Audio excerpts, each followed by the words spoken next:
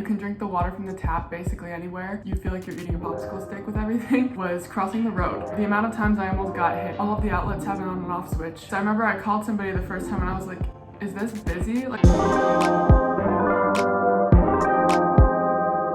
hey guys, welcome back to the vlog. I feel like I haven't sat and talked with you guys in a while, so I figured I'd do a little sit down today because I've been wanting to film this video basically since I got here, and I still haven't, because I feel like I've kind of been racking up a lot of these things of just things that I've noticed that's different about Australia that I didn't really expect, and I don't remember seeing them in any other videos when I was looking at coming here. So I figured I'd make my own list, and I've kind of been keeping tabs of things the entire time I've been here. Since literally the first time I rode on the bus and going around the city, I just remember I was taking notes of everything that I thought was different. So figured I'd share some of those today. So going off the whole bus thing, first thing I wanted to say is there's lots of roundabouts. There's way more roundabouts here than I expected. We obviously still have roundabouts in the US, but there's definitely more in Wollongong, and I don't know if that's just specific to Wollongong. The Aussies in the comments have to let me know, because I'm not sure if it's just specific to where I'm at right now or if it's across the country. But I noticed that there's a lot more roundabouts than traffic lights, and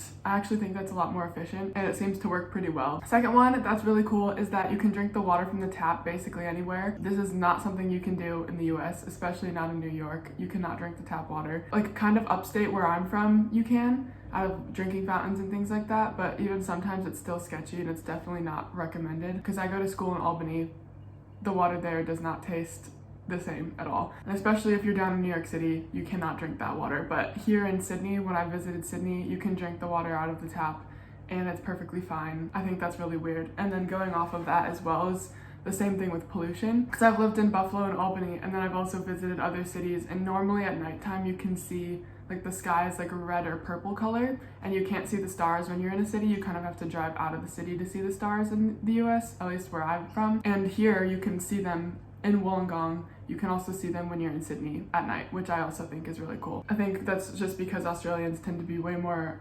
conscious of their environment, which I respect a lot. And then also going off of like the whole environment thing, everybody uses wooden spoons, like these wooden sporks, for eating utensils. When you go out to eat and like you get takeaway food, you would use wooden utensils. You don't use plastic. They always give you wooden ones, which is sometimes kind of annoying because you feel like you're eating a popsicle stick with everything. So you get that weird texture and weird taste of a popsicle stick, which isn't the best, but I think they do that to try and limit plastic. But then I also think that's funny because all of the to-go containers are plastic. So they use plastic to-go containers, but they use wooden utensils. So it's kind of funny, but this one's kind of funny. When I first got here, I think when people ask me this question, they're like, what was the biggest difference you noticed when you first got to Australia? And I'd say honestly it was the birds. The birds are way louder. They're very squawky and very obnoxiously loud. And I remember when I was walking on campus my first week of being here, I think it was a couple days after I'd arrived, I was walking on campus and it sounded like there was a bird that was like a screaming child, and I was like, what the heck was that? I don't even remember what it was, but I just I just remember being very surprised by how different the birds were. As loud as they are, they're super beautiful. When you look at them like in the grass or flying around, they're like very brightly colored. They're green and red and blue. There's like all these different types of birds, and I feel like every day I'm still learning new ones. It's kind of this duality of like they're a lot more squawky and obnoxious, but they're also way prettier to look at. Another thing I noticed is that there's a very huge American influence on the media here. So their entertainment, TV shows, music, all of that stuff is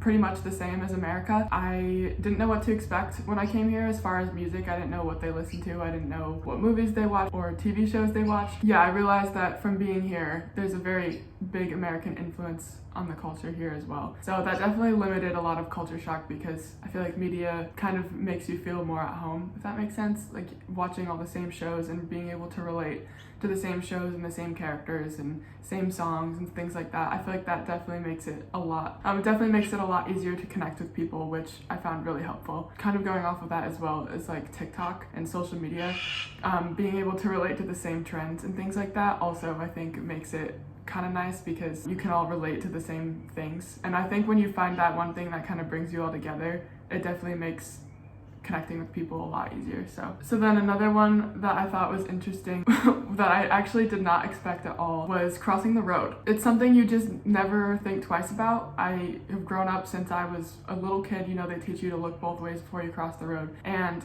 I don't even remember which way like Americans look. I think we look this way. And then Australians, you have to look this way. Or it's the other way around. I don't even remember. No, I think I have to look. No, I look this way now and then look that way. But then when you're in America, you have to look this way because the cars are, because they drive on the wrong side of the road. But obviously I knew that. I was like, okay, I obviously know they drive on the other side of the road. But when you are crossing the street, you naturally look a certain way and then don't. It's just weird. And then the amount of times I almost got hit because I naturally looked the other way on the other side of the street to see if the car was coming. And I'm like, no, the car's coming from this way. And then the car would be coming. It's a whole thing. So make sure you're aware of that because was something I didn't expect that at all, but I caught myself doing it several times when I got here. So I'm better now. I look before I cross the street now, but it's just different because it's like a muscle memory thing you aren't even conscious about until you get put somewhere else and it's all opposite. Yeah, I thought that one was kind of funny. Another impression I got when I first got here was that Australia reminds me a lot of California. For those who don't know, I was actually born in California. My mom's from California, so we went back to visit family quite a bit growing up. So I've been to California a decent amount, and I would say that the landscape kind of looks pretty similar. The houses look pretty similar. Australia, I would just say, is more green.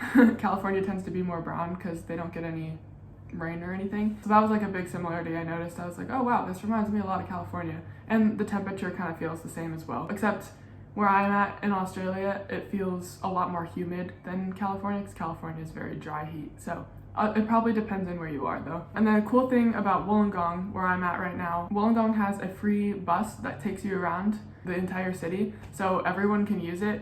It's accessible to everybody and you kind of learn the bus stops. It took me a while to kind of get used to. Honestly, it didn't even take me that long. It took me about a week to kind of get the gist of it. It took me a while to learn the stops specifically, to remember which stop to get off.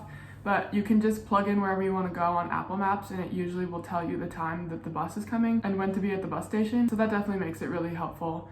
And there's one bus that goes clockwise and then there's one that goes counterclockwise, or they go anti-clockwise, I think is what they call it. So there's 55A, which is the anti-clockwise, and then 55C, which is clockwise. So that kind of helps you remember it. Yeah, but that's really helpful because I haven't had to pay much for transportation at all if you're patient enough to wait for the bus. And obviously it can't take you everywhere you want to go, but it can take you most places around the city. So that's really helpful. Another one I thought was funny. I honestly was trying to figure this one out when I first got here because I didn't know if it was just the people I was around or if it was everyone. But the longer I've been here, the more this has kind of become true.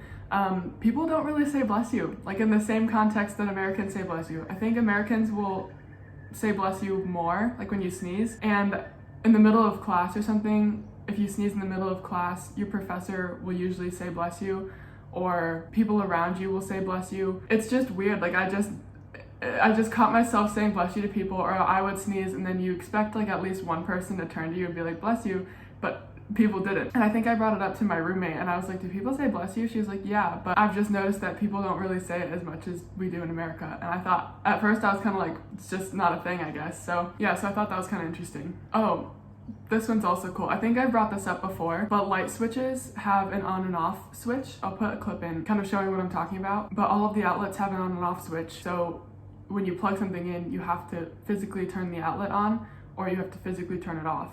And they do that to save energy, which is pretty smart, honestly. And it's funny because because when I tell Australians here that our light switches don't have that in the US, I don't think I've ever seen a light switch that does that. There's just power constantly going to the outlet. They're like, really? They're like, that's so weird. And it's just weird because I never thought about it. Yeah, I think it's to save energy, which is honestly kind of smart. Oh, so this one also caught me by surprise because, again, it's just something I never heard anybody talk about before. But the phone dial tone when you call somebody in Australia, it sounds like the American busy sound. I'll put a clip of it in if I can.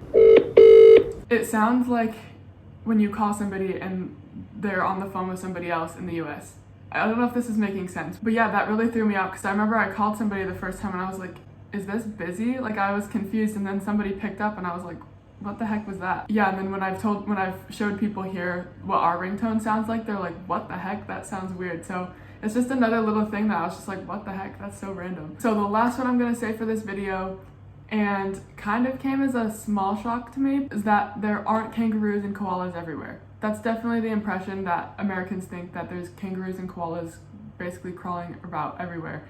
And there's not. I've only seen one little tiny kangaroo. I saw Joey jump in front of our car once at nighttime, so I didn't even get to see him very, very well. So I've only seen one kangaroo in all of my time being here so far. I'm hoping that I might have one chance at seeing them, but we will see. I think that's just because of where I'm at in Wollongong, because I'm in more of like a city, and you don't really get kangaroos in cities. So I think it's just because I haven't gone further south, or haven't gone south enough and like in the bush to really see them. But I was sad I didn't see them in the Blue Mountains or anything. Like they're just not out and about as much as they are talked about in media. So that was a little disappointing. But I think again, that's also just where I live in Australia right now. But the koalas are an endangered species, and they are not roaming the trees out and about.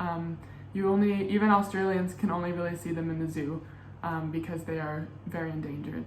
But anyways, that's gonna wrap it up for this video. Thank you guys for watching, and let me know if you'd like me to make a part 2, because I still have about half of a list left of things to say that I've written down. But let me know if you liked the video, like and subscribe, and comment anything you want to know, and I will see you guys in the next one. Peace out.